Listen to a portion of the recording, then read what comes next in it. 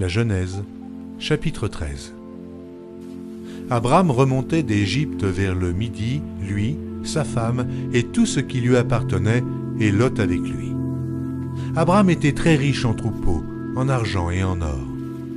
Il dirigea ses marches du midi jusqu'à Béthel, jusqu'au lieu où était sa tente au commencement, entre Béthel et Haï, au lieu où était l'autel qu'il avait fait précédemment. Et là, Abram invoqua le nom de l'Éternel.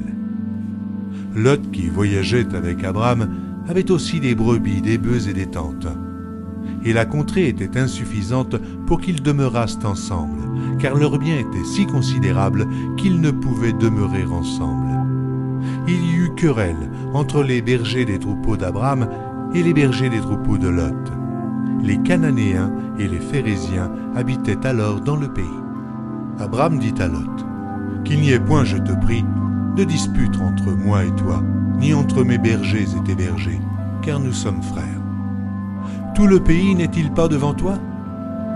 Sépare-toi donc de moi. Si tu vas à gauche, j'irai à droite.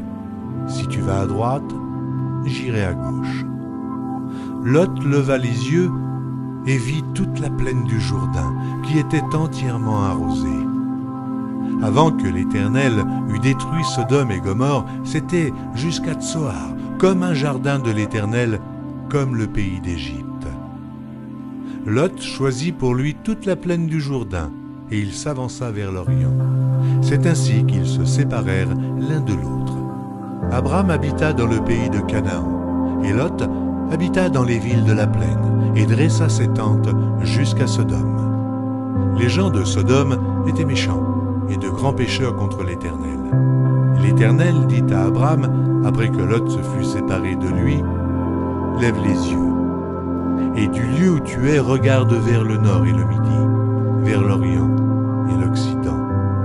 Car tout le pays que tu vois, je le donnerai à toi et à ta postérité pour toujours. Je rendrai ta postérité comme la poussière de la terre, en sorte que, si quelqu'un peut compter la poussière de la terre, ta postérité aussi sera comptée.